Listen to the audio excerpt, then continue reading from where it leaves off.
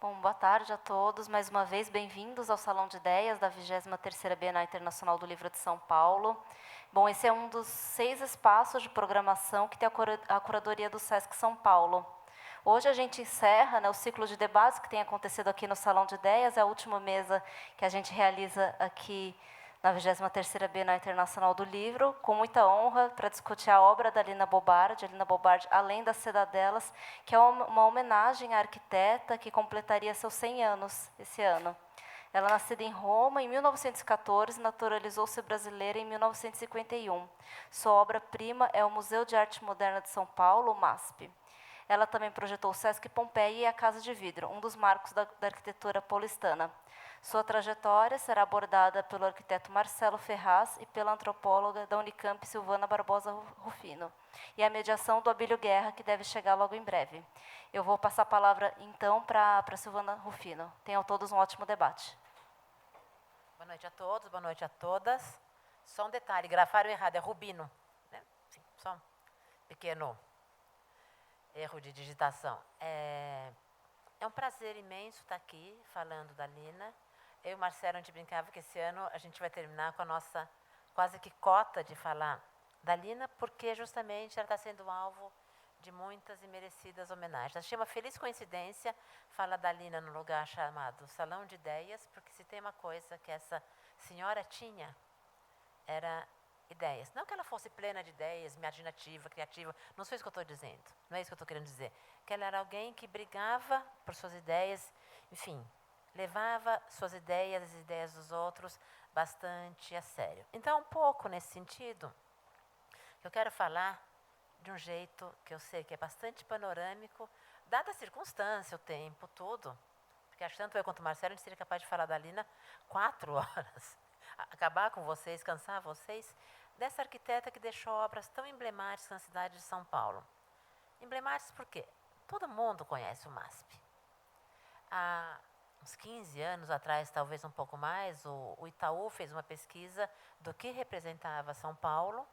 E o que representava São Paulo deu, de um modo mais geral, a Avenida Paulista, a cidade de São Paulo, não o estado de São Paulo. E, de um modo mais específico, algo que estava na Avenida Paulista, que é o Museu de Arte de São Paulo. Então, eu acho interessante começar dizendo que a Lina, uma das grandes arquitetas da nossa história da arquitetura brasileira, ítalo, né? Ela é uma italiana, ela é ítalo-brasileira, mas ela é parte do repertório do que a gente pode chamar de arquitetura brasileira, mas ela é uma arquiteta de poucas obras. Ela citou, a Casa de Vidro, o MASP, o Sesc Pompeia. A gente pode lembrar algumas outras menos conhecidas, como a Igreja do Espírito Santo do Cerrado, em Uberlândia, magnífica. Uma igrejinha minúscula, escondida perto de Biúna, escondida mesmo, é para visitá-la, penei, os caminhos tortuosos, belíssima, um dos lugares assim mais pacificadores que eu já tive a oportunidade de visitar, obras importantes na Bahia. E a gente para um pouco por aqui. Se a gente for comparar, por exemplo, com outro arquiteto muito importante, Oscar Niemeyer, nossa, como Oscar Niemeyer construiu, né? Eu não seria capaz de citar da cabeça metade aqui das obras do Oscar Niemeyer.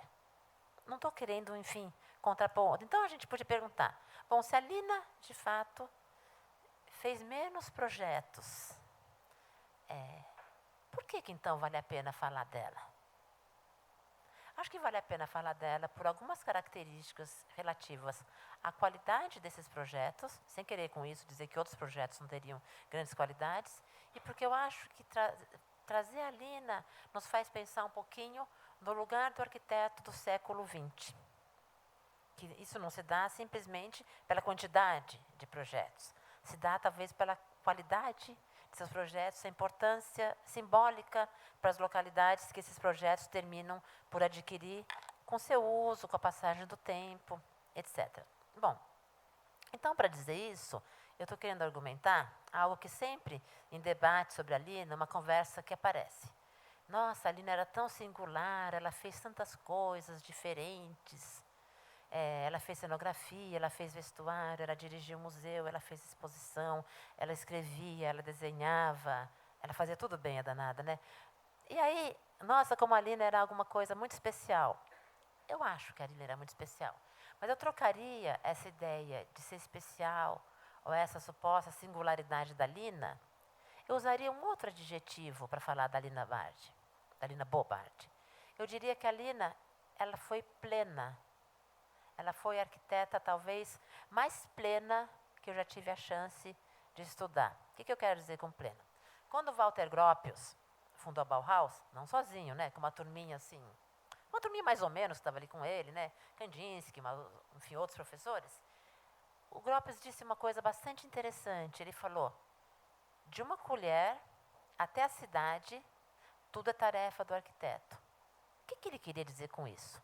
O Gropius estava falando de escalas, que de um pequeno objeto, que podia ser desenhado, o que eu quero dizer com isso?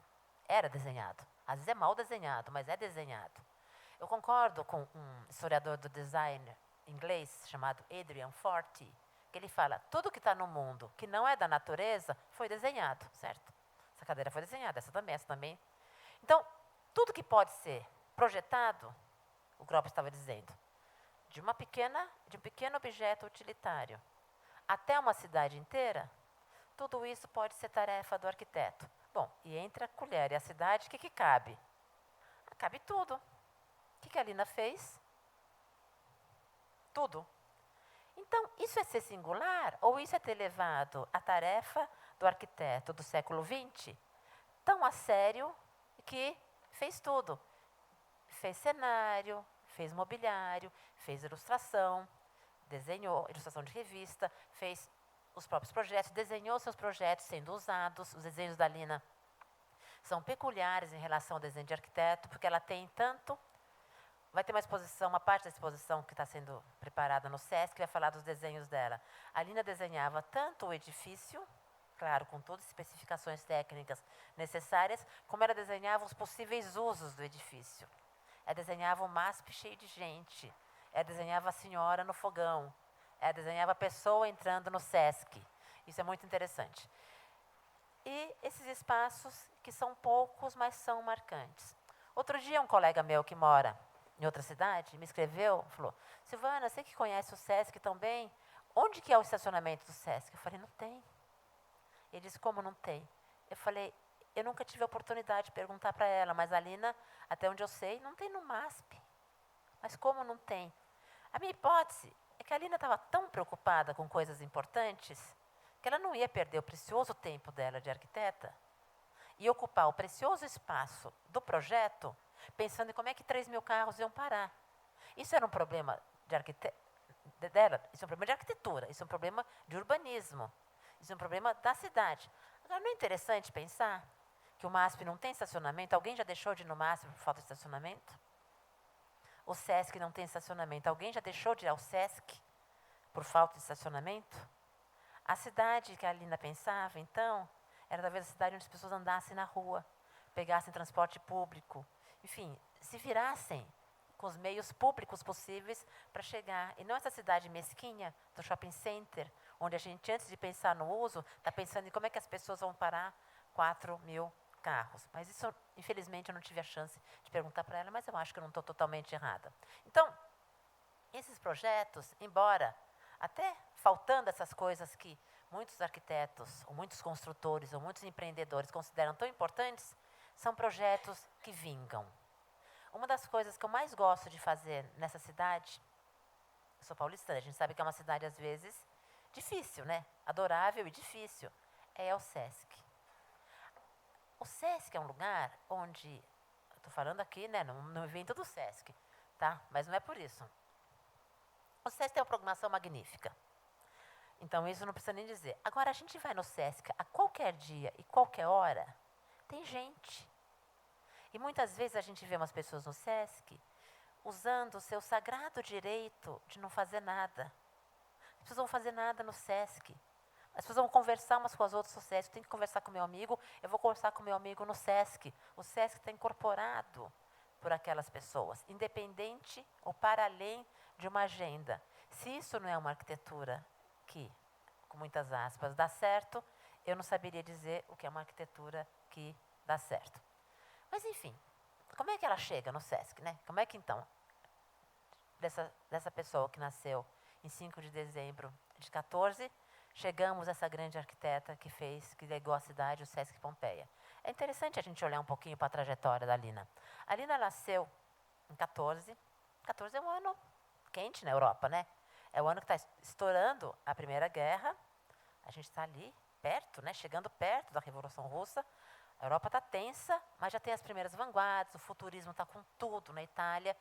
Nesse momento, a Lina nasce. Filha de uma família de classe média alta. Sua mãe era uma dona de casa. Não daria para ser outra coisa, né? Uma senhora de classe média italiana, católica, 1914.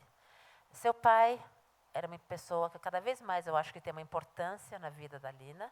Seu pai era construtor e pintor. Pintor amador, mas um bom pintor. Então, a Lina aprendeu a pintar com o pai. E a gente, quando olha os desenhos da Lina, e no livro que o Marcelo editou, já teve 2 edições, espero que saia a terceira, tem desenhos esplêndidos da Lina de cena de rua. Cenas de rua, pessoas assim, vendendo melancia no centro de Roma. E eu tenho certeza de que esse olhar para a vida das pessoas no espaço da cidade, eu não vou dizer influenciou como alguma coisa racional, mas fez parte da formação do olhar que essa arquiteta, que essa futura arquiteta foi tendo em relação ao espaço. O que faz uma menina burguesa, católica, que sabe desenhar bem? A gente sabe que o universo das nossas escolhas, ele é pautado pelas possibilidades, né? Ninguém escolhe assim, infelizmente, exatamente o que a gente quer. Uma menina talentosa que desenha bem, vai fazer o liceu artístico. E como costumava acontecer para as mulheres dessa geração, geralmente se acreditava que fazer o liceu artístico, que era algo meio que um segundo grau voltado para o ensino de artes, já seria suficiente para uma mulher. Uma mulher fazer universidade nos anos 20, na Europa, na Itália. Não, mas a Lina quis ser arquiteta. Então, de certa maneira, é interessante, porque a Lina ser arquiteta, ela coroa uma trajetória de um olhar para o espaço, um olhar para o ambiente construído, um olhar para o desenho, um olhar para as artes plásticas, e ao mesmo tempo contraria, porque contraria o destino de uma mulher de classe média daquele momento, e ela vai fazer arquitetura. Ela vai fazer arquitetura, e segundo eu pesquisei, e olha que eu tentei encontrar essa informação, juro para vocês que eu tentei, assim, com algum afinco, por muito tempo. Parece que no curso de arquitetura eram 2 mulheres. Eu me empenhei alguns anos da minha vida em descobrir quem era essa segunda mulher que fazia arquitetura na Universidade de Roma. Quando eu não descobri, na verdade eu descobri que essa era a resposta. A segunda mulher, esse silêncio era muito mais eloquente do que se eu tivesse descoberto que essa senhora mulher chamava, enfim, Bianca alguma coisa. Não, o silêncio diz que, de fato, fazer arquitetura não era a profissão feminina para aquela geração. Então, a Lina, de certa maneira, ela começa a traçar um percurso bastante interessante, eu diria até um pouco solitário, não solitário do ponto de vista subjetivo, mas solitário do ponto de vista de desgarrado das convenções daquele momento, naquele momento em que ela resolve ser arquiteta na Universidade de Roma. Mas o que era Roma naquele momento? Após 1922, Roma era a cidade do fascismo. E antes que alguém me pergunte, mas, quem era fascista naquele momento? Olha, talvez eu devolvesse a pergunta. Talvez eu dissesse, quem não era fascista naquele momento?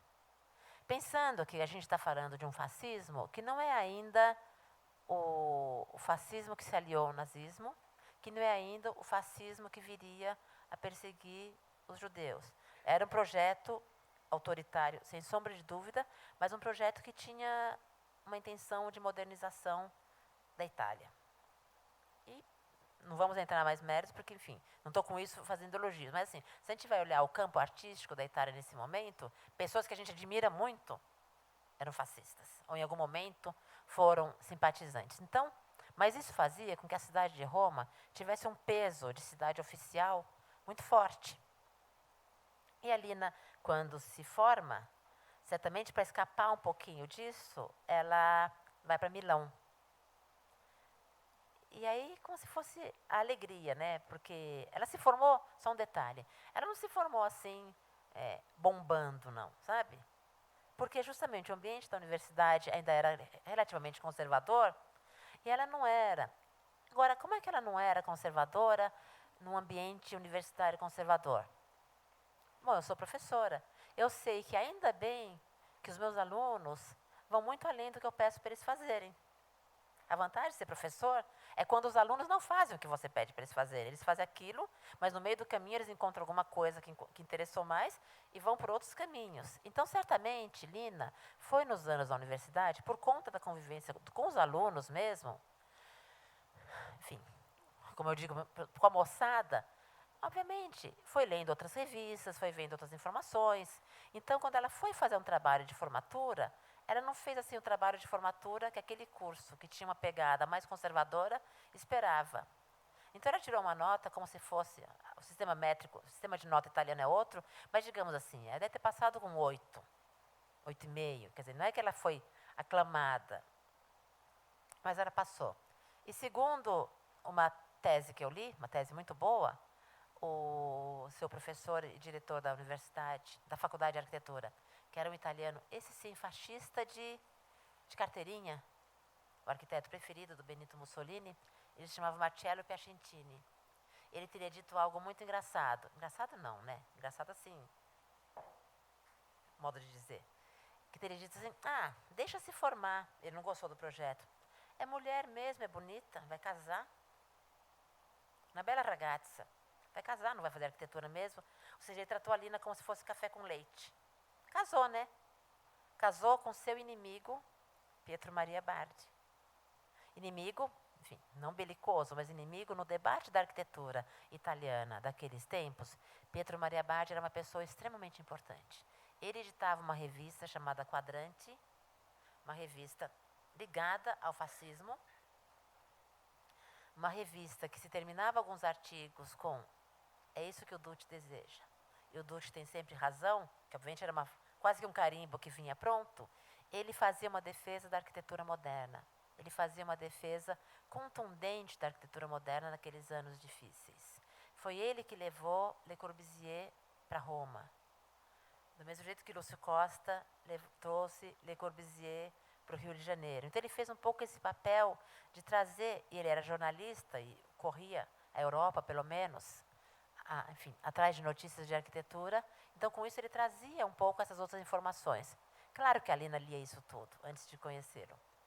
Conheceu, e quando estava trabalhando em Milão, trabalhando com um arquiteto importante chamado Gio Ponti, que era alguém que fazia exposições, fazia revistas, editava revistas super importantes no momento, revistas de arquitetura, revistas para arquiteto, chamada, por exemplo, a Domus, que existe até hoje. A Quaderno de Domus, que era uma derivação da Domus, mas editava também algumas revistas de alcance mais popular, dessas que vendem em banca. E a Lina trabalhava nas duas. Então era muito interessante, porque ela escrevia e ilustrava e se dirigia a um público de especialistas, mas ela também adquiriu, nesse desafio que o Ponti colocou a ela, a capacidade de se comunicar também, digamos, com esse homem comum, que também tem que pensar no seu espaço, que também tem que pensar na sua casa, que também tem que pensar na sua cidade e que também tem que aprender a viver aquilo que a gente pode chamar de uma vida moderna. Por que eu estou dizendo aprender a viver uma vida moderna? Bom, o que é modernidade, a gente se entrar nisso, a gente vai embora a noite inteira. Mas alguns filósofos, enfim, tem diversas definições do que é modernidade, mas eu gosto muito do que um sociólogo inglês chamado Anthony Giddens, ele diz que modernidade é aquilo que rompe com a tradição.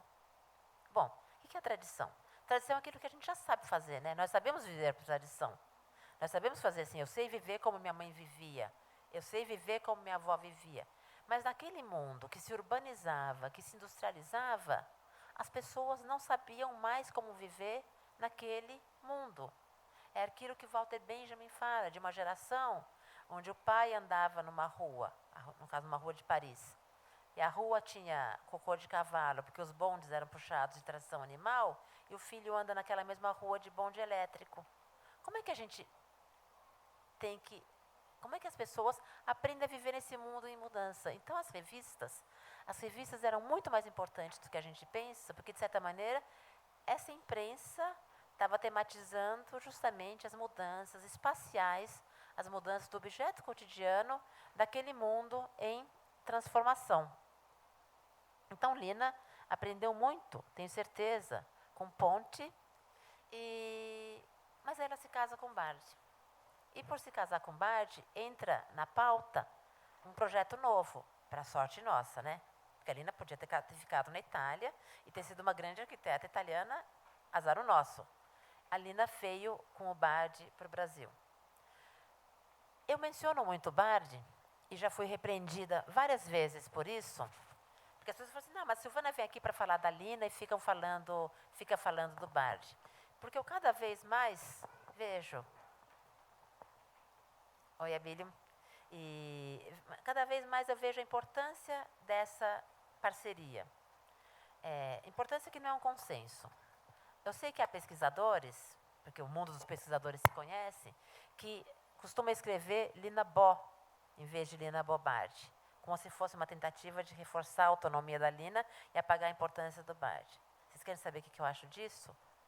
Uma perda de tempo e de energia incomensurável.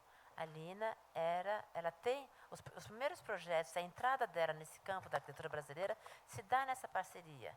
E não adianta alguém dizer assim, mas aquele Bardi parece que ele teve uma relação com o fascismo, então eu vou apagá-lo da trajetória da Lina para deixar a trajetória da Lina mais redondinha, né? Sabe que nem o governo soviético que apaga o Trotsky das fotografias? Acho tolo porque a presença do Bardi está ali. Quando há uns anos atrás, 5 anos atrás, eu fiz um livro de coletânea, uma coletânea de textos da Lina, houve vários textos que a gente acabou por omitir da coletânea, porque a gente teve um momento que falou assim, é da Lina, é do Bardi, tem mão de um, tem mão do outro. A gente cotejava, parece com outro texto que a Lina escreveu, mas parece também com outro texto que o Bardi escreveu. Então, é claro que essa parceria é uma parceria importante. Com essa parceria, ela fez 2 dos projetos importantes que a Luciana citou. A Casa de Vidro, que em algum momento pensou-se que podia ser um museu, algo ligado do MASP, mas que veio a se tornar a residência do casal. E, então, é interessante, porque o Bardi era seu marido e também era um pouco seu cliente. Ela estava fazendo a casa, e aí essa questão da casa para um arquiteto, ela é muito interessante, porque a casa do próprio arquiteto, ela geralmente é uma casa que é quase um manifesto, né? É aquele momento em que ele tem autonomia e ele faz aquilo que ele quer fazer.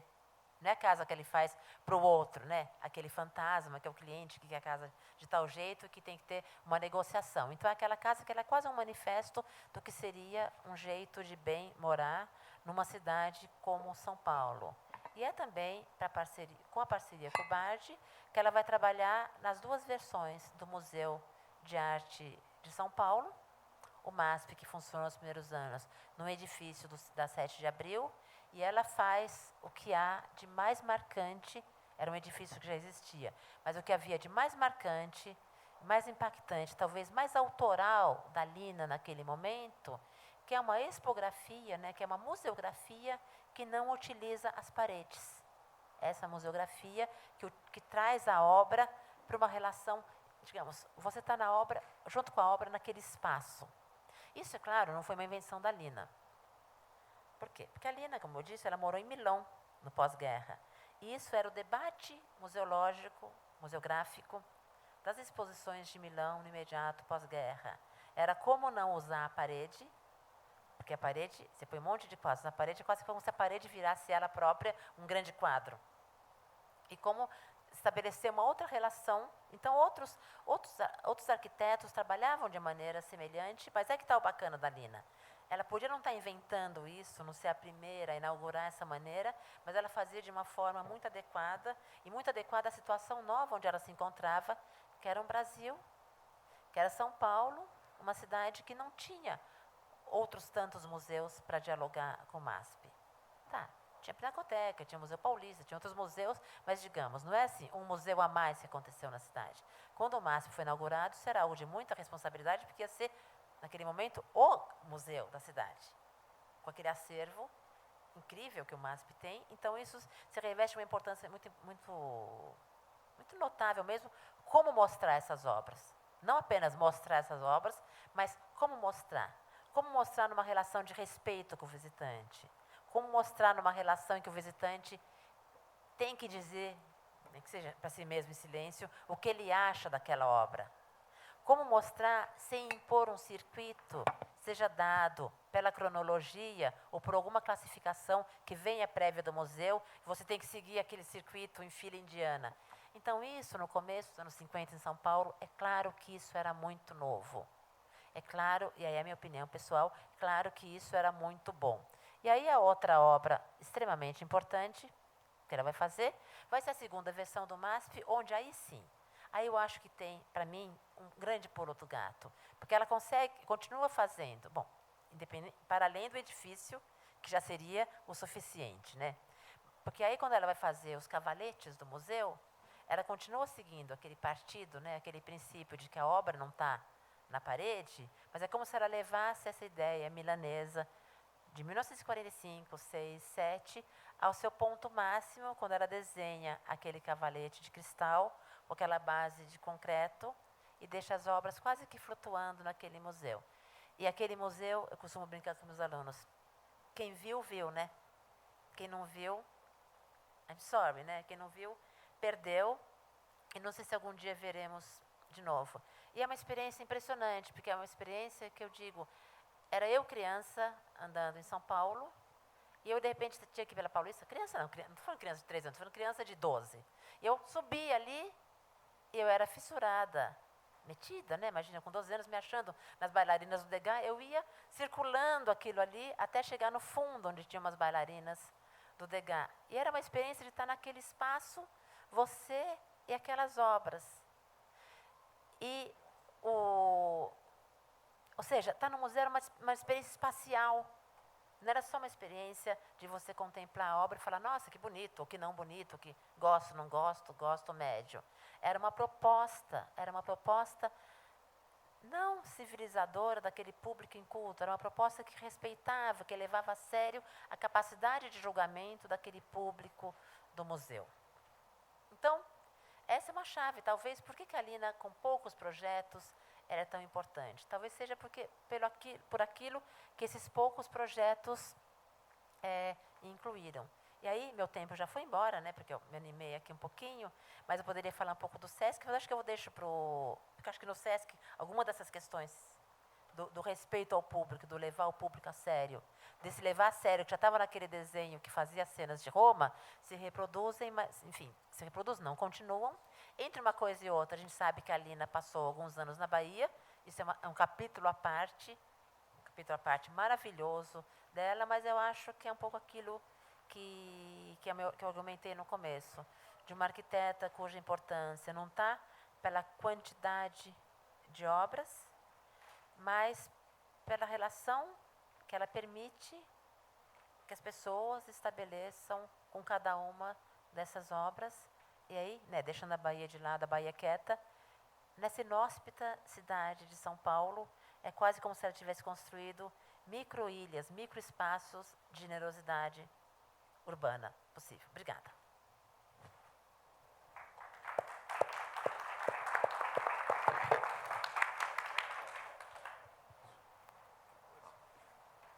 Boa noite.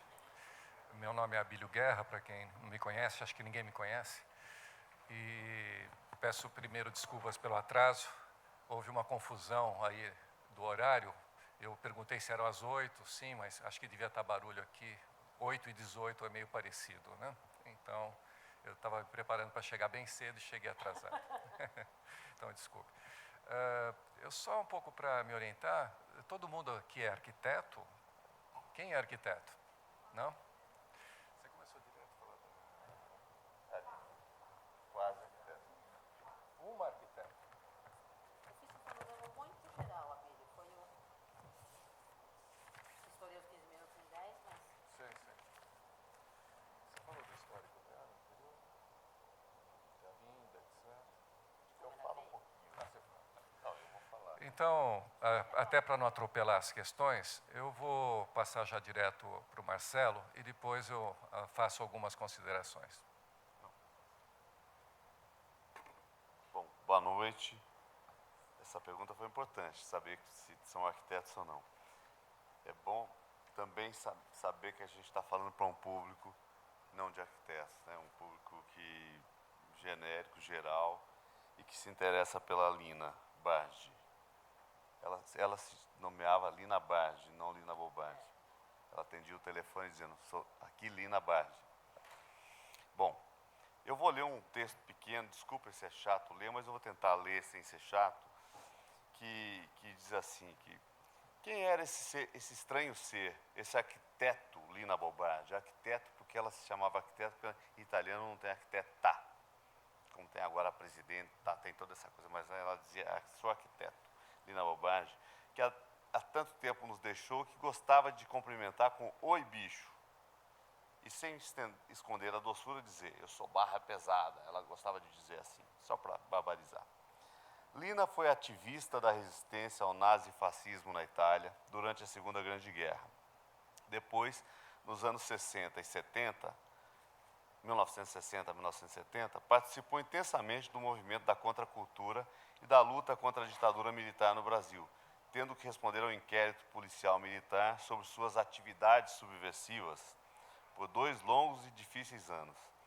Em outras frentes, Lina lutou com sua crença para salvar a honra e a liberdade de um povo que deveria dar certo. Fundiu a cultura popular brasileira com a vanguarda europeia do teatro, da música, das artes plásticas e da arquitetura, tudo levando para o cerne do seu fazer, de sua ação muito mais do que arquitetônica. Ao criar seus espaços generosos, utilizou as ferramentas da grande arquitetura, aquela que contempla não somente os 5 sentidos, mas a alma, o espírito, a plenitude da vida. Nos últimos anos, muito se publicou e se expôs sobre Lina, e esse ano ainda vai ser muito mais. Mas diante da riqueza do seu pensamento, de sua obra escrita, projetada ou construída, sua ação de militante política e cultural é ainda pouco. Pouco se discutiu, porque é um campo vastíssimo o que a Lina deixa nas poucas obras. Inúmeras são as pistas deixadas no difícil e obscuro caminho da arquitetura contemporânea. Muitas delas complexas e nada óbvias, porém intrigantes, contestadoras, desafiadoras e plenas de esperança no bicho homem, como esse bicho que ela dizia. Assim provam o MASP, o Sesc Pompeia, já citamos aqui, e alguns outros projetos. Na Bahia, à frente, o Solar do União e a sua magistral escada. Lina desapareceu levando consigo seu gênio indomável de ácido e apaixonado crítico social e intransigente arquiteto que não abria mão de seus princípios éticos humanistas. Pertencendo à chamada terceira geração de arquitetos modernos, assim como o mexicano importante da geração dela, Luiz Barragán, o holandês Aldo van Eyck, o norueguês chamado Sverre Fehn, o indiano Charles Correia e tantos outros, Lina teve, como eles, o importante papel de reintroduzir certos valores e princípios fundamentais em qualquer atividade criativa e básicos na arquitetura, que haviam sido deixados de lado pelos pioneiros da arquitetura moderna do início do século XX, quando, para se impor uma nova ordem, foi necessário combater o passado como algo nefasto, limitador, estagnante. Eram os valores da cultura local, das tradições, da história, das peculiaridades e particularidades inerentes a cada cultura, cada geografia física e humana, cada povo e cada rincão. E nesse sentido, Lina, já nos anos 50, nos alertava, fazendo-nos olhar para o pobre e rico Nordeste em sua criatividade e habilidades populares, para o alegre e triste mundo caipira da Paulistânia, para as forças das diversas culturas trazidas pelos migrantes e imigrantes para a metrópole de São Paulo, para os valores autóctones, originais, e também para os valores, autóctones e originais da cultura brasileira.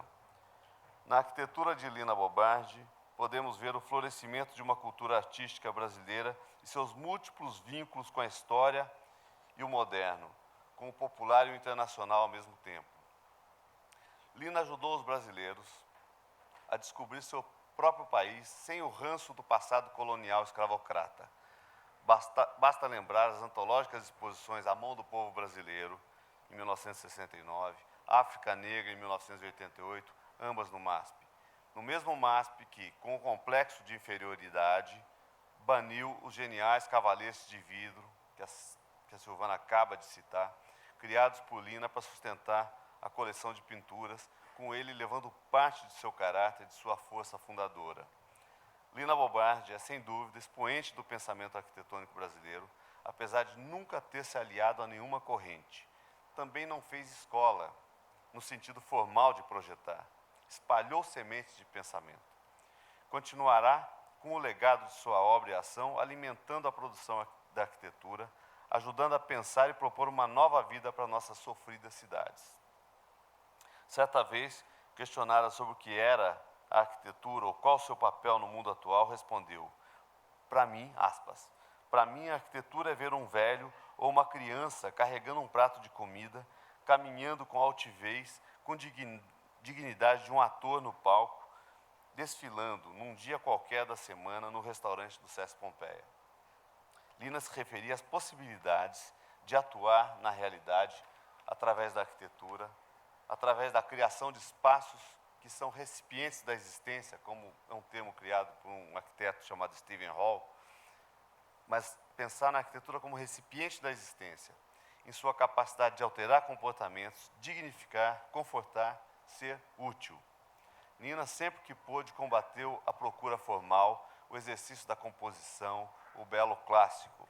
Achava que, depois dos avanços da ciência, depois da teoria da relatividade a questionar o tempo, depois dos avanços na música e nas artes das vanguardas internacionais do início do século passado, a arquitetura deveria ser livre para servir ao homem em sua plenitude, sem se subordinar a modismos ou tendências regionais ou internacionais, sem jamais abrir mão da nobre missão de ser protagonista do habitat humano por excelência, que são as nossas cidades. Numa rápida olhadela à nossa volta, podemos constatar quanta falta faz Lina. Hoje, no panteão dos grandes mestres, onde não sei se ela gostaria de estar, dado o seu lado gauche, né, ressoa a sua atualíssima frase radical: nunca procurei a beleza, mas sim a poesia. Esse é um eco de Lina. Bom, desculpa, mas eu achei que seria importante ler um pouquinho. Eu queria comentar, então, já que a Silvana falou algumas coisas, eu queria comentar dentro da fala da Silvana alguns pontos que ela levanta.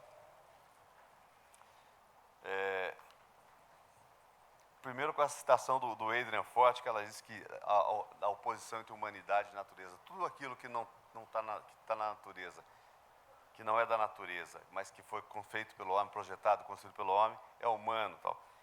Quer dizer, a gente indo mais longe, até a natureza, o que seria da natureza sem o homem, né, para poder registrá-la, anotá-la, percebê-la e utilizá-la. Né? Depois eu quero pegar uma coisa uma informação, né?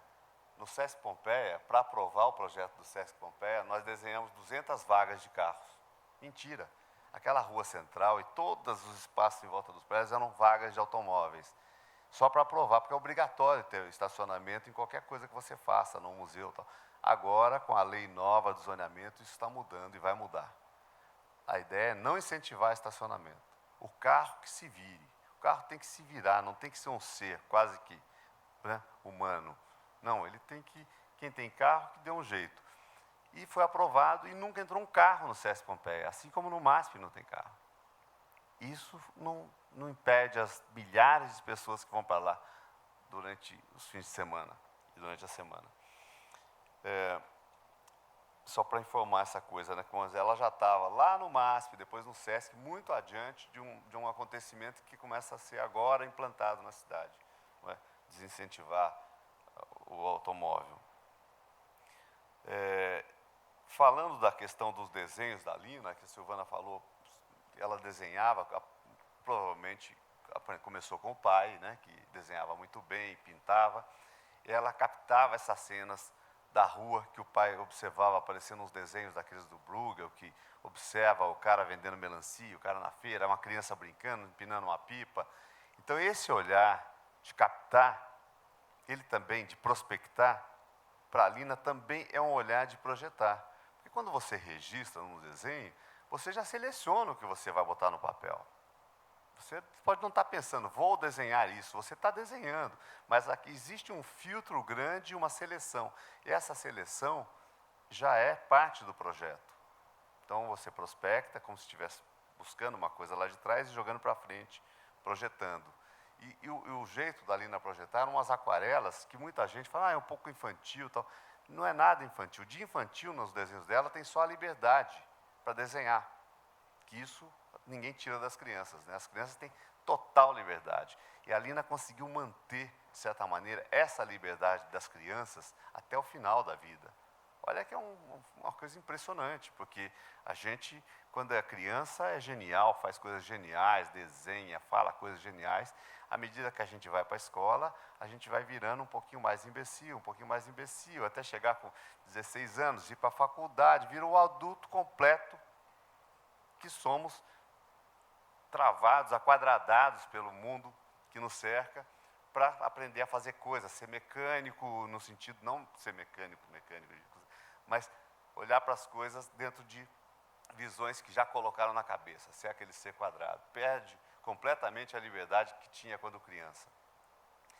Então, a Lina manteve isso, ela lutava e para exercitar essa liberdade de mudar de ideia, né? Coisa que hoje em dia, se você muda de ideia, vira parecendo, não, você mudou de ideia, ontem você disse isso. Nas obras, ela chegava, dava uma ordem, no dia seguinte, ela falava, puxa vida, vai ficar ruim aquilo que a gente projetou ontem, vamos mudar, porque isso aí não vai funcionar.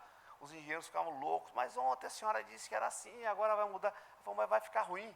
Ah, mas a senhora desenhou, mas desenhei, mas vai ficar ruim. Fizemos uma amostra, não ficou bom, vamos mudar. Então, essa liberdade é muito importante. É claro que é complicada, como é que você administra isso dentro de obra e outras coisas, mas ela lutou o tempo todo para ser livre, para carregar isso no seu processo de trabalho. E só falar mais uma coisa, aí a gente começa a conversar. Nós estamos preparando para esse ano uma exposição grande, vai ser inaugurada dia 7 de outubro, no Sesc Pompeia, para o centenário da Lina. A exposição, o nome dela, a gente deu o nome de Arquitetura Política de Lina Bobardi. E a gente vai mostrar somente 3 projetos dela. O Solar do Unhão, na Bahia, que é um precursor do Sesc Pompeia. O MASP, que de certa maneira também é um precursor do Sesc Pompeia. E o próprio Sesc Pompeia. Só 3 projetos de grande impacto urbano na vida das pessoas, 3 centros de convivência, basicamente, são de cultura também, e de esporte também e tal, mas é de convivência. E por isso a gente está chamando de política, até para resgatar um pouquinho dessa dignidade que esse termo possa ter, quer dizer, política no verdadeiro sentido, aquilo que atua, que age sobre a vida das pessoas e que, não é, que modifica. E nessa exposição, a gente quer justamente para tomar como exemplo de 3 projetos em 3 momentos do Brasil, né, quase que 3 décadas. O Unhão, na Bahia, final dos anos 1950, começo de 1960, quando o Brasil era a utopia total, era o sonho total. Estava tendo a bossa nova, o cinema novo, era Pelé e Garrincha, era o futebol bonito. O país era Brasília, né? JK. Era um país que prometia, o mundo inteiro olhava para o Brasil dizendo, nossa, que é aquilo que está acontecendo ali, isso é o futuro do mundo, esse país do futuro, coisa que até hoje a gente ouve, fala, está esperando um pouco, né? Claro que avança. Mas aí, em 64, isso é interrompido, e a Lina tem o trabalho dela interrompido na Bahia, vem para São Paulo, e aí ela começa, e entra no ostracismo, mas continua na construção do MASP, que é inaugurado em 1968, quando o Brasil está entrando de cabeça nas trevas da ditadura. 69, a coisa fica preta, e aí tem o ato institucional número 5, as pessoas podem ser presas, podem mortas, e aquela história toda que a gente ouve hoje, de novo, sendo recuperado, graças a Deus, pela Comissão da Verdade. E aí o MASP é inaugurado nesse outro momento, de certa maneira um momento feio também, com crise, que é um outro baque na vida da Lina. E o Sesc Pompeia, em 82, quer dizer, a gente estava entrando de novo no processo de democracia, saindo das trevas, e a Lina já mais madura, um arquiteto maduro, já tendo passado por 2 experiências, faz no Sesc, ela consegue fazer muito do que ela tinha feito nos outros 2 projetos e muito do que ela não tinha conseguido fazer. lógico, com o filtro da atualidade, olhando para o momento, e faz do SESC Pompeia isso, que é uma continuidade da experiência. Só para terminar, tem um depoimento dela muito bonito sobre o SESC Pompeia, que vale para os outros 2 projetos e vale para qualquer projeto que a gente queira pensar como centro de convivência. Ela diz assim: o que a gente está fazendo aqui é uma coisa que o Ocidente, é o Cidadela da Liberdade. Esse é o nosso livro. É super importante. É um livro, no ano passado, o SESC Pompeia fez 30 anos e a gente editou esse livro, Cidadela da Liberdade. Chamando de Cidadela justamente essa cidade que eu disse, que é a cidade que deu certo, que não tem carro, todo mundo pode ir, entrar lá, sentar, tirar um cochilo, comer uma coisa, passear, sem obrigação de nada. No SESC Pompeia você é livre. Mas, falando do SESC Pompeia, nas frases e falas da Lina, um depoimento muito bonito, que ela diz assim, que o Ocidente perdeu a capacidade de exercitar a solidão. Que o Oriente não. A gente fala, poxa, mas o Oriente, o Japão cheio de gente, a China fala, não, mas eles conservam essa capacidade de exercitar a solidão no meio das pessoas. Isso é muito importante. E esse depoimento dela está na exposição, porque é verdade, você vai no SESC, você pode ser anônimo e pode exercitar o anonimato, sentar, ficar vendo o movimento, ninguém te incomoda, você é livre para... E se você quer marcar com um grupo de amigos, também você marca e vai lá, você não é anônimo, você está em coletividade, está com os amigos. Então, esses espaços são espaços muito importantes para a gente resgatar alguma coisa que é a essência do indivíduo, para construir um mundo, de certa maneira, mais confortável. Bom, eu paro por aqui e a gente continua.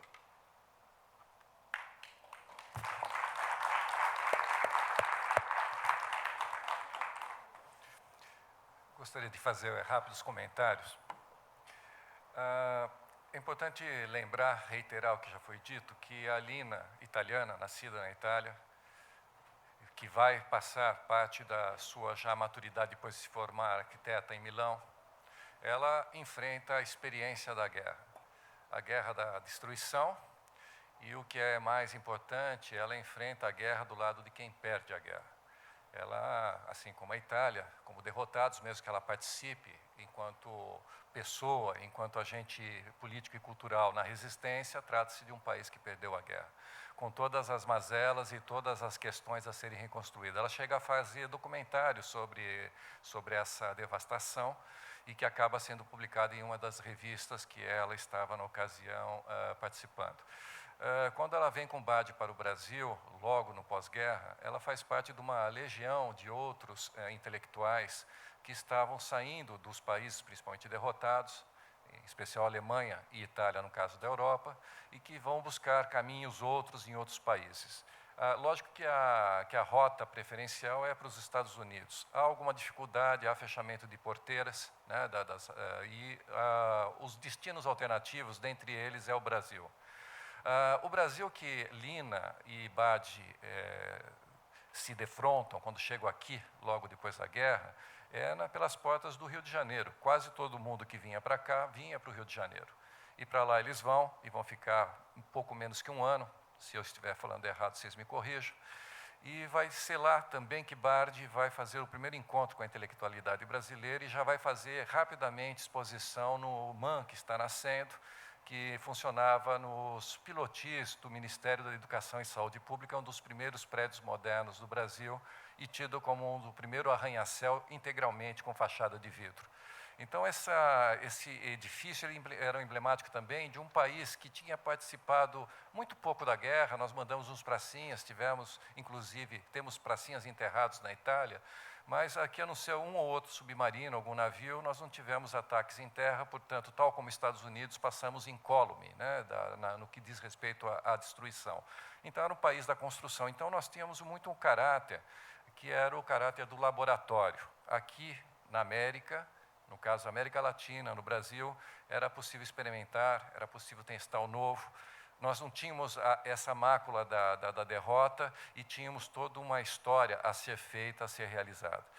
Em cima disso, eu gostaria de comentar rapidamente 3 intervenções da Lina aqui em São Paulo, onde mostra essa capacidade, me parece absurda, que ela tinha, de estar ligada à sua época, de estar ligada à situação cultural e de estar ligada fundamentalmente à prospecção de possibilidades diante daquilo que aparentemente já estava resolvido.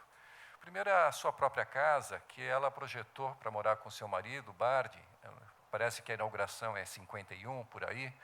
Esse projeto, que fica no Morumbi, hoje totalmente tomado no seu entorno por uma mata muito fechada, era uma conciliação do ponto de vista da arquiteta já com a cultura brasileira, que naquele momento estava tentando resolver, e em certa medida estava resolvendo, uma dupla agenda, que ao mesmo tempo era saber viver no meio tropical, saber conciliar um problema histórico de a natureza aparentemente avessa à ocupação civilizacional. Então, essa relação com a paisagem que essa casa tem, ao mesmo tempo, tem uma agenda não secundária, mas paralela, que era da necessidade de modernização do nosso país. É uma agenda que vem desde os anos 30, pelo menos, essa vontade, vamos dizer que desde a semana de 20, a semana de arte de 22, onde essa questão já se coloca de uma maneira flagrante, mas que vai se acelerando nos anos seguintes, e quando temos o governo de Getúlio, essa é uma questão fundamental. Então, essa dupla agenda, que nós temos aí 20, 30 anos já rolando aqui no nosso país, ela é incorporada pela Lina, numa casa, que é chamada Casa de Vidro, porque é totalmente de vidro, com esguios, pilares de metal. É muito mais parecer ser moderno do que realmente ser moderno. Tem uma certa gambiarra, alguns improvisos que são visíveis na casa, mas era um espetáculo do ponto de vista da sua transparência, de estar elegantemente erguida do solo e totalmente contaminada pela presença da vegetação. Então, esse seria o primeiro comentário, essa capacidade de adesão a um projeto e de levar à frente um projeto do lugar que ela escolheu para morar. O segundo MASP, já comentado, nós temos também aí num contexto outro, já comentado pelo Marcelo, mas nesse contexto onde já estava imperando as botas, né, o governo autoritário, 68 nós temos aí 5, quer dizer, o contexto realmente era barra pesada. Nós temos um projeto expositivo magnífico, onde a transparência e principalmente o significado da possibilidade de fruição, da não ordenação da percepção, porque quando a gente chega nos museus, já está tudo dito, isso aqui é mais importante porque está sozinho numa sala, aqui está mais iluminado ou menos iluminado, depois temos vários na sequência, quer dizer, o olho é ordenado, portanto, a percepção da obra é ordenada pela curadoria e pela própria concepção do museu. A Lina, ela dava uma liberdade tremenda para as pessoas, ao ponto de esconder as legendas ficavam por detrás dos quadros, então a pessoa, quando tinha a primeira apropriação de uma pintura, sequer sabia de quem era.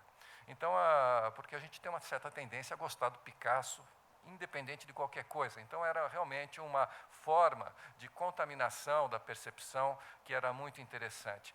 E, ao mesmo tempo, o edifício erguido do solo, né, com 4 pontos de apoio, havia uma obrigatoriedade que o Belvedere fosse acessível para toda a população, mas não existia nenhuma obrigatoriedade do edifício ser solto do alto. Quer dizer, não podia ter cerca, não podia ter impedimento. Inclusive, os primeiros desenhos que ela faz era uma pirâmide de vidro, totalmente contrário ao que viria a ser o projeto. Então, essa invenção incrível, né, de colocar em plena Avenida Paulista, de um negativo, nesse espaço, que é um espaço fundamentalmente da cidade, para o qual, inclusive, né, nós temos que tomar um cuidado tremendo, porque há uma constante conspiração de sequestrar esse espaço, que é um espaço coletivo e principalmente um espaço público, porque o terreno é da prefeitura, transformando-o num espaço privativo para o uso exclusivo do museu. Então, essa dubiedade, também essa ambiguidade de um museu voltado para a alta cultura, mas ao mesmo tempo que devolve para a comunidade uma outra forma de fruição estética, e essa percepção que o espaço da cidade é um dos espaços mais importantes, ainda mais no período onde esse museu foi inaugurado.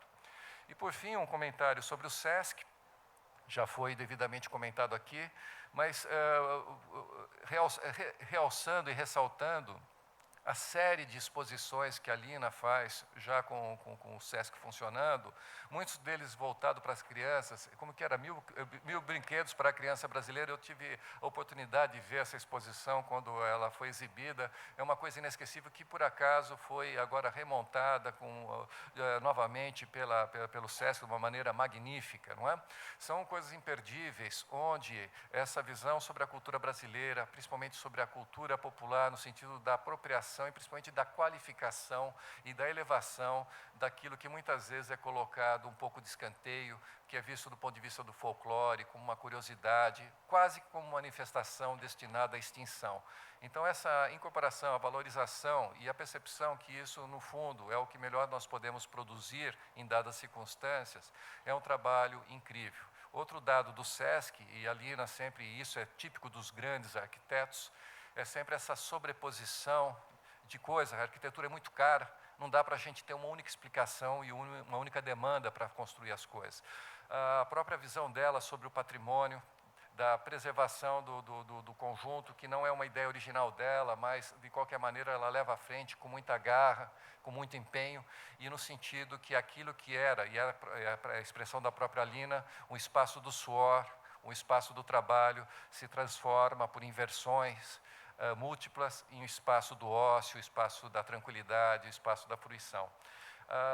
E, por fim, um comentário que vale para várias obras da Lina, mas em especial para o SESC Pompeia, que eu tributo como, com certa folga, o melhor projeto de arquitetura de São Paulo, é que a Lina tem aquilo que é, às vezes, até de maneira compreensível, raro nos arquitetos, porque os arquitetos eles estão mais preocupados com as coisas que se constroem, onde a gente coloca a mão, onde os engenheiros calculam, as partes tectônicas, as partes materiais.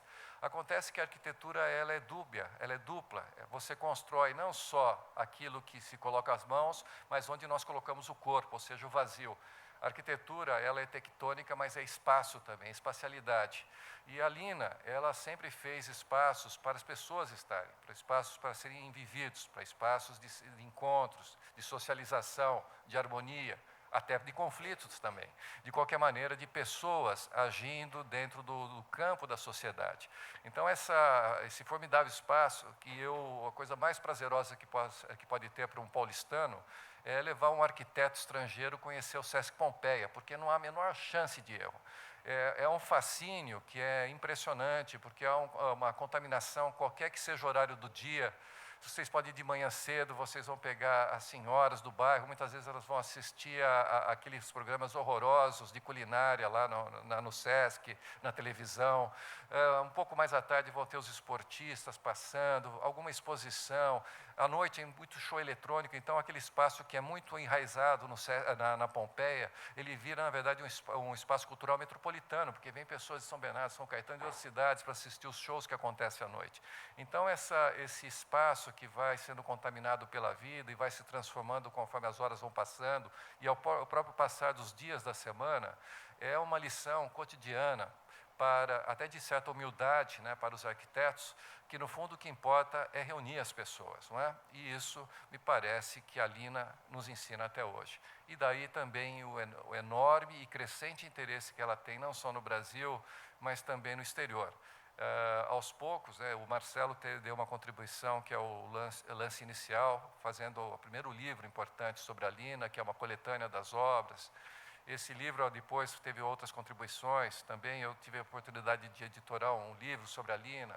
A Silvana também organizou um para a COSAC na IFE. Quer dizer, e tem vários outros livros hoje, não param de sair, artigos no exterior. Quer dizer, esse interesse crescente tem muito a ver com esse segredo, né? Que é um segredo que realmente é muito, muito difícil de se encontrar nos arquitetos em geral.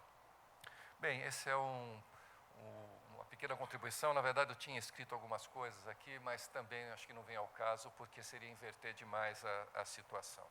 Seria legal agora, né, a gente poder contar com a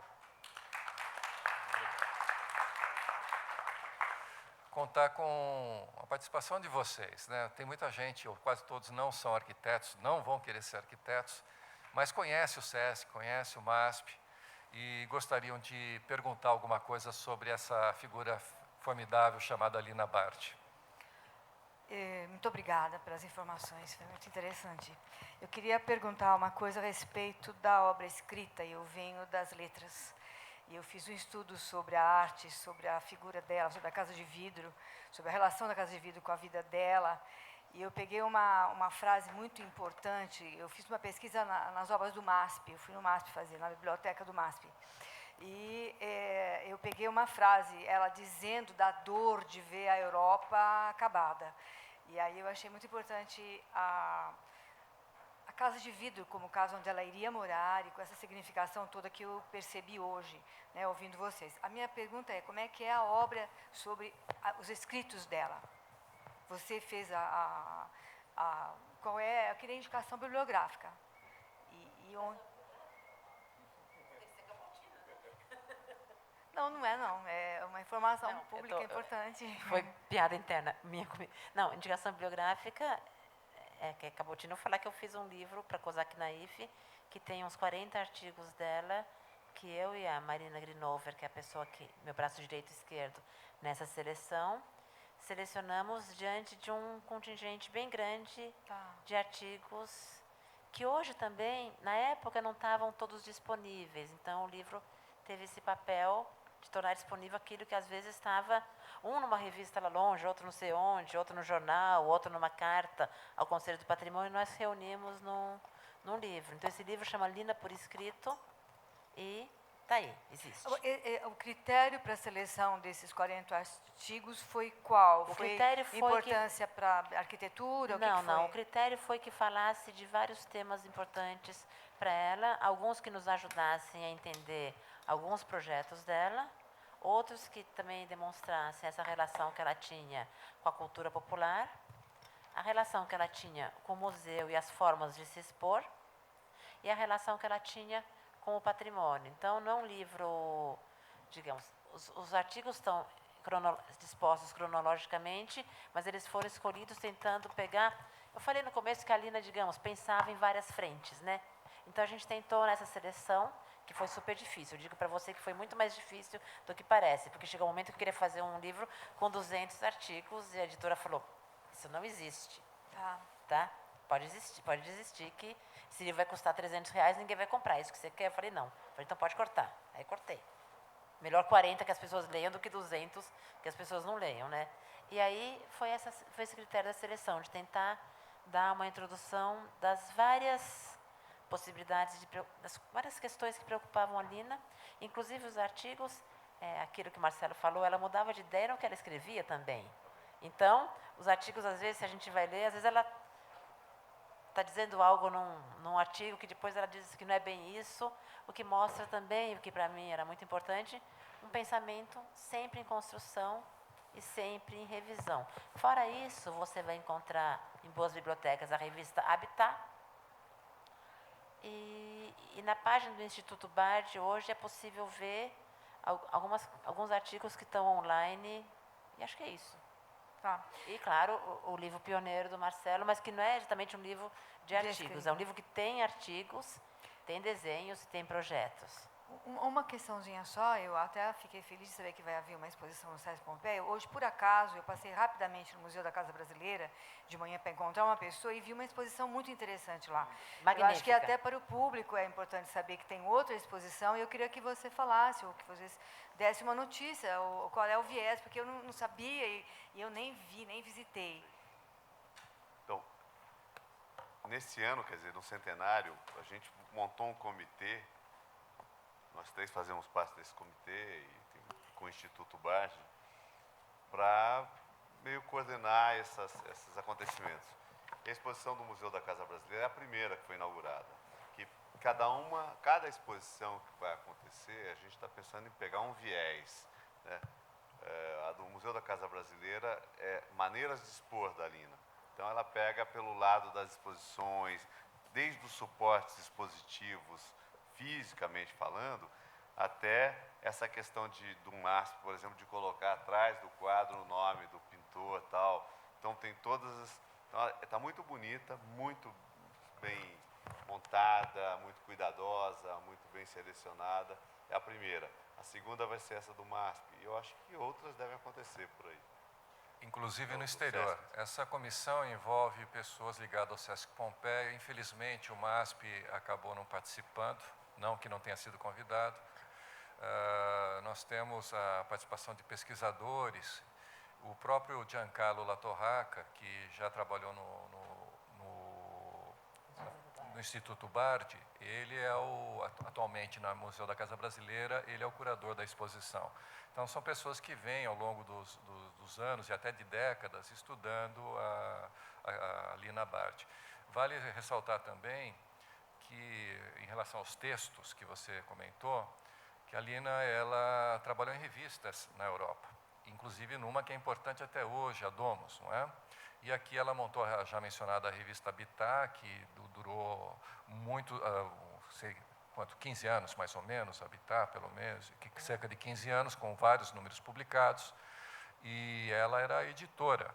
Ela, com exceção de 2 números que ficou a cargo do Flávio Mota, o outro intelectual que trabalhava com Bardi, os outros todos ela era responsável.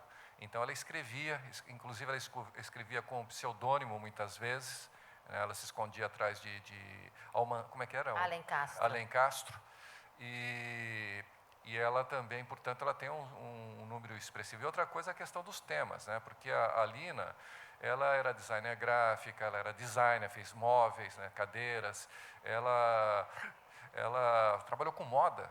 Ela é uma das primeiras intelectuais, né, primeiros intelectuais no Brasil a dar atenção para o que a gente chama hoje de mundo fashion, tentando fazer a incorporação já da questão brasileira, principalmente da cultura, usando motivos de artistas importantes como Sambonet e o próprio Bulemarx, Caribé. Quer dizer, nós temos aí uma diversidade tão grande, quer dizer, ela é mais conhecida como arquiteta porque a arquitetura dela é muito contundente. Mas ela tem inserção em muitas áreas distintas e sempre de uma maneira muito qualificada. E essa qualificação é que faz com que, quando ela escreve sobre essas coisas, tenha interesse. Até um texto dela que é muito significativo do conjunto, que é o trabalho que ela fez para um concurso de cátedra na USP, na FAUSP, na Faculdade de Arquitetura e Urbanismo. Ela deu uma aula durante 1 ou 2 anos lá como professora convidada. Ela fez um concurso e não passou. Não passou. Fez um texto que é um texto muito interessante, por sinal, até em algumas partes bem difícil de ler, e de uma pessoa que teve uma formação europeia, claramente. Mas também não dá para ficar tão triste, o Oscar Niemeyer não passou também no concurso da USP, né?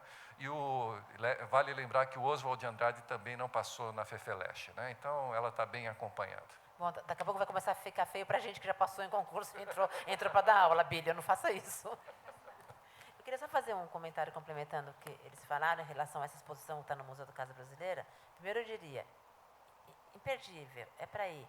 Porque eu mencionei aquela ideia do MASP, daquelas obras flutuando, dessa experiência espacial. Hoje, quem vai ao MASP não tem essa experiência por nada nesse mundo. O MASP fez o que eu considero um crime em relação ao espaço interno do seu museu. Posso dizer isso em público? Eu já disse em público umas tantas vezes. Eu tenho certeza que os meus 2 colegas aqui corroboram. E aí é uma chance nessa exposição de ver como é que a Lina tinha pensado essa relação do espaço expositivo, inclusive de ver as réplicas dos famosos cavaletes. Então, eu digo, especialmente para os mais novos que não tiveram idade de conhecer o MASP tal como foi pensada, eu acho que é uma chance fundamental, é imperdível.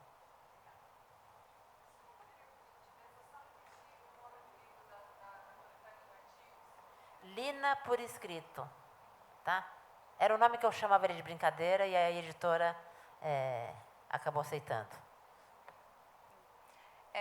Na verdade, Só fazendo um complemento, eu posso até falar do livro que eu fiz, porque está esgotado, então não é divulgação publicitária, né? A gente publicou um livro chamado Lina Bobardi, Sutis Substâncias da Arquitetura, de autoria de Olívia Oliveira, que também é um livro muito bem documentado, com vasta bibliografia e também uma documentação iconográfica muito rica. Nas bibliotecas. Bom, na verdade, não é bem uma pergunta, é mais um agradecimento de ter a oportunidade de vir aqui hoje. Minha irmã mandou mensagem, ali na Bobardi, no Espaço das Ideias. Eu vim correndo. Na faculdade, estou me formando esse ano, a gente fala muito dela. E isso dá muito projeto, não? Que solução boa de estrutura, que solução de acesso e os espaços, mas essa personalidade, esse lado humano que vocês apresentaram, de conhecer ela, a gente não conhece. E ela é muito mais do que só arquiteta, né? E é uma inspiração para todo mundo que veio aqui. Então, muito obrigada. Em relação a isso, a passagem da Lina em Salvador é uma coisa também que é quase que incompreensível, porque ela chega, uma estrangeira, e rapidamente em torno dela se forma todo um campo muito interessante de discussão. O Marcelo talvez possa até falar, porque ele conhece de perto alguns dos personagens que estiveram ao redor dela, pessoas que têm trânsito na área da literatura, da filosofia, da música, né? Quer dizer, é realmente uma pessoa muitas vezes até pela catarse do conflito, de agregar a discussão. Então esse dado me parece fundamental para entender a obra dela. Abílio, Então, quando eu estava pesquisando a Lina, né, quer dizer, em vários momentos, mas enfim, desse mergulho na obra e na trajetória da Lina, eu fui para o Nordeste justamente porque eu queria conversar com algumas dessas pessoas que conviveram com ela. E eu fui até Recife conversar com um artista plástico importante em Pernambuco, chamado Francisco Brenan, que teve uma relação muito próxima, que ele teve uma relação bastante próxima da Lina e depois, num certo momento, tiveram um afastamento ali por questões que não dá para falar agora. Mas aí o Brenan me disse uma frase que eu achei incrível, que é isso que você disse, Abílio. Ele falou, a Lina é a prova de que uma andorinha só pode fazer verão. Se a andorinha for a Lina, uma andorinha faz verão. Ele falou assim, a Lina chegou na Bahia e ela fez verão. Eu acho que tem a ver com essa capacidade que ela tinha de agregar... Outras andorinhas. Todas as andorinhas que estavam voando a esmo. Acho que é legal isso, que ela tinha essa capacidade. Eu acho que isso, porque sempre o Caribé falou isso também, né, uma vez que a gente, lá na Bahia com a Lina, quando ela volta em 1986, várias pessoas deram depoimento, e o Caribé chegam lá para entrevistar sobre a Lina e falou assim, ela tem uma capacidade enorme de montar uma equipe e trabalhar em conjunto com um grupo. Isso é um talento, assim, porque ela sabia pegar as pessoas certas, cada um, e dar o gás. Aquilo é um maestro, né? Não é qualquer um que é maestro. E dando a nota para cada um e o tom. Sabia o que pedir para cada um. Sabia o que pedir para cada um. Mas então, já que está todo mundo falando do livro, meu livro também está esgotado, eu vou falar aqui. Então eu posso falar, porque está esgotado, mas eu espero que o meu editor reedite. É um livro que eu fiz aí de artigos, Arquitetura Conversável, mas não estou falando à toa, porque tem um ganchinho para falar dele. E que tem uns 6, 7 artigos sobre a Lina. Lancei há 2 anos e espero que o meu editor reimprima mais, porque está completamente... E um dos artigos que tem aqui é Lina e a Tropicália, que é um pouco falando desse tempo da Lina na Bahia. Ela vai para lá em 1957, fica até 63, 4, 3. E nesse momento, que é aquele momento que eu falei do Brasil, também estava fermentando o começo da Tropicália. Caetano Veloso era jovenzinho, Gil, Caetano já deu depoimentos que ele gostava de ir no Museu de Arte Moderna, que ela tinha fundado e dirigia na Bahia, ver as obras do Solar do Unhão, que era a Dona Lina, aquela figura assim estranha, né, que tinha ido de São Paulo, tinha ficado na Bahia fazendo as exposições, levando toda essa gente, Francisco Brenan, para expor lá. Então esses jovens tropicalistas, Tom Zé, Geraldo Del Rey, Glauber Rocha foi assistente dela no Museu de Arte Moderna da Bahia. Ela emprestou a máquina de escrever para o Glauber escrever o roteiro do Deus e o Diabo na Terra do Sol. Né? Não é mentira. Ele era assistente e ele precisava da máquina, ele ia lá e escrevia lá dentro do museu. Ela participou das filmagens do Deus e o Diabo. Dizem até, aí já não posso dizer porque é uma coisa... Ela foi para Monte Santo, acompanhou, que ela não quis ter créditos no filme, mas que ela teria créditos de cenógrafa também, junto com Calazans Neto, que era outro artista baiano. Então, essa gente, de certa maneira, frequentava o museu e bebia das exposições e do que a Lina escrevia nos jornais.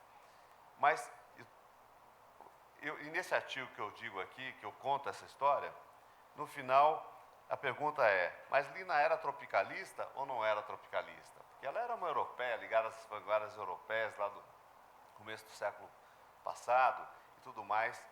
Mas a resposta que eu tento dar é dizendo, não importa se ela era ou se ela não era. O importante é que ela lutou o tempo todo com essa gente, mas com todos os trabalhos dela, para livrar o brasileiro de um complexo de inferioridade que mancha a alma de todos nós, que é uma coisa terrível que a gente carrega, claro que está saindo aos poucos, que é essa vergonha por ter sido o último país a abolir a escravidão. Isso não é pouco, sabe? A gente é muito sério, isso está profundamente arraigado na cabeça das elites, dos mais alfabetizados, dos menos alfabetizados, dos analfabetos.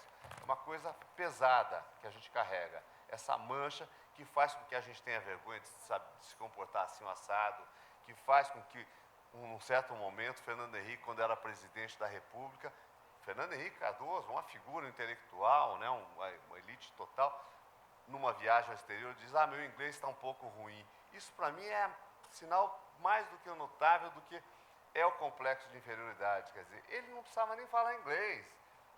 Era presidente da República, representante do povo brasileiro. Então, por que é que a gente tem esse comportamento? E essas figuras, Caetano Veloso, Glauber Rocha, ou um Tom Jobim da vida, são figuras que furaram esse cerco, essa barreira do complexo de inferioridade. Eu digo isso para completar, que esse mesmo complexo de inferioridade é o que vai aportar no MASP e banir de lá essa museografia fantástica que ela fez, que não precisava ter o nome do artista para você falar, é Picasso, então eu gosto. Não é Picasso, eu não sei, não gosto. Certo? Ela faz isso no MASP, mas não, esse mesmo complexo, essa gente, essa elite que dirige o Museu de Arte de São Paulo, vai lá e divide o museu em salinhas, em labirintos, em quartinhos, para botar as pinturas como qualquer museu do mundo. Não precisava ser o MASP, podia ser qualquer galpão, um galpão desse que você monta, esse teatro vai ser desmontado daqui 2 dias, né? Você faria um museu aqui dentro, não precisaria ter arquitetura praticamente. Mas então é isso, para falar do tropicalismo e desse complexo que de repente está vivo. Então esse combate, essa luta, é a luta política constante que todos nós temos que ter o tempo todo, no mínimo, para ver o que foi a vida da Lina. Foi a luta contra isso. Mais do que fazer arquitetura, ela fazia arquitetura porque a arquitetura era a profissão dela, era a ferramenta com que ela lutava no mundo. Mas eu acho que a guerra é outra. Mas, Marcelo, para você fazer um museu como foi o MASP, você precisa acreditar num sujeito que não precisa de tutela. Por que são os outros museus? E até museus que eu gosto bastante. Eu vou na Pinacoteca, eu estou entrando, alguém fala, olha, a exposição começa por aqui. Você vai por aqui, por ali, por ali, por ali e volta. Ou seja, tem um percurso. E o MASP era a experiência do descobrimento, né? Então, acho que você precisa acreditar que aquele visitante é um sujeito, né? Nada mais respeitoso. Super respeitoso. Do que esse jeito que ela expunha. Que me faz lembrar naquela história engraçada que você contou uma vez no lançamento do meu livro, que alguém, me corrija que eu estou citando de memória, Marcelo, um caso maravilhoso que você contou, que alguém teria escrito para o jornal dizendo que era absurdo que você via a pessoa pelo cavalete, né? E que alguém escreveu para o Estadão, e que, imagina, eu estava lá vendo uma obra no MASP e tinha que ficar vendo as pernas daquela senhora de Guarulhos. E aí a Lina faz um texto, responde numa carta, dizendo que ela dedicava o museu às senhoras e senhores de Guarulhos. É mais ou menos essa história, né, Marcelo? É genial, é isso mesmo. Ou seja, que ela levava a sério aquela pessoa, quem quer que ela fosse. Exatamente, essa história é muito boa. A gente vai retomar isso na exposição do SESC, agora vai contar de novo essa história, porque tem que ser lembrada. É maravilhosa. A resposta que a Lina dá, publica no jornal. Porque tinha um senhor que acusa, imagina, agora eu vou no museu, eu tenho que ficar vendo o cara mal calçado, mal vestido, do outro lado do vidro, Ela diz, é para essa gente que eu fiz o museu. É justamente o respeito. Pessoal, agora que está ficando bom, parece que a gente vai ter que acabar isso. Alguém mais? Tem mais 5 minutinhos só para a gente ver se tem alguma coisa. A Lina iria adorar este tipo de público. Ela ia amar ver esse carrinho. Desde o começo que eu estou com isso na cabeça, eu não podia deixar de dizer. Não importa. Mas isso não é relevante. Ela ia amar ver essa cena. Ela ia amar. Bem,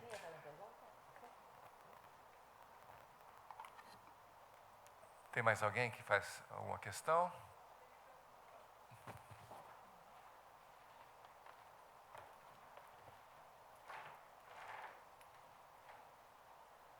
Como eu sou assim, eu usei muito o Sesc Pompeia, eu vim do interior.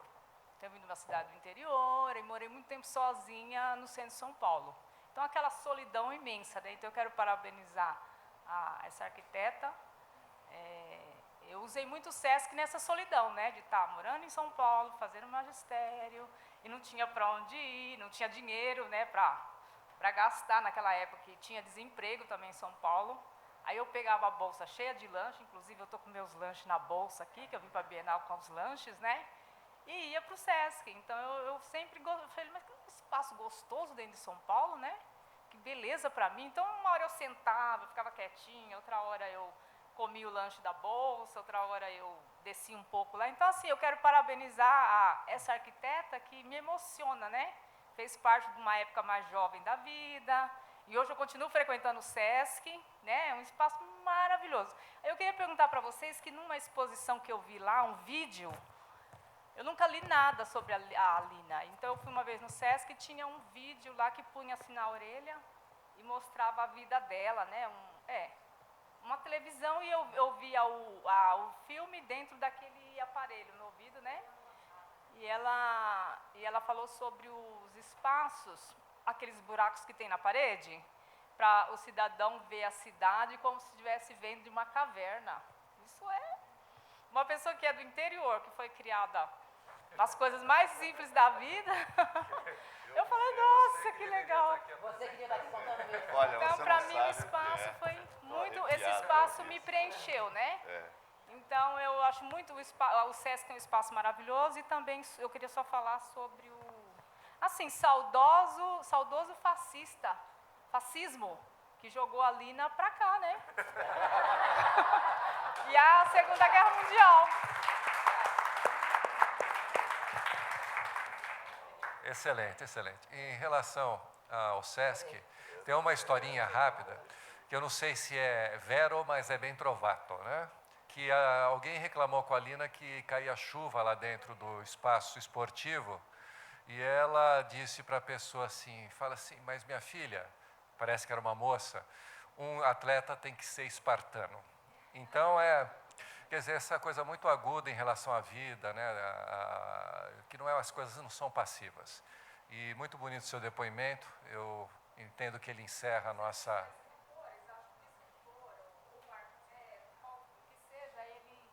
O mais importante, eu tenho um amigo que ele é escritor, assim, eu fui numa filosofia, conheci ele está escrevendo um livro infantil, então eu noto que eu acho, né, que o escritor, ele está ligado com a arte, né, também, né, e a arte é a realidade, né, a realidade é o que as pessoas são, é a minha origem lá de Barretos, lá de Olímpia, né, aquele contato que eu tive que abandonar e vir para cá, né, e estou há 25 anos, querendo ou não, eu estou aqui há 25 anos. Então, quando o artista representa a vida do cidadão, a originalidade, é a verdadeira arte, não é? Eu acho que... Com certeza, você tem toda a razão. Eu fico, olha, obrigado por essa fala para encerrar. Eu fiquei arrepiado. Isso que você falou, se você topar falar de novo um dia, se você daria um depoimento sobre o Sesc Pompeia? Porque a gente nessa posição, você olha, toda essa coisa que eu tive dificuldade de dizer sobre a coisa da solidão, você já falou, Matou, tirou né? de letra, matou. Eu acho que melhor encerramento eu não Bom, poderia ter tido não do que a poderia. fala Muito dessa moça. obrigado. Obrigado, gente.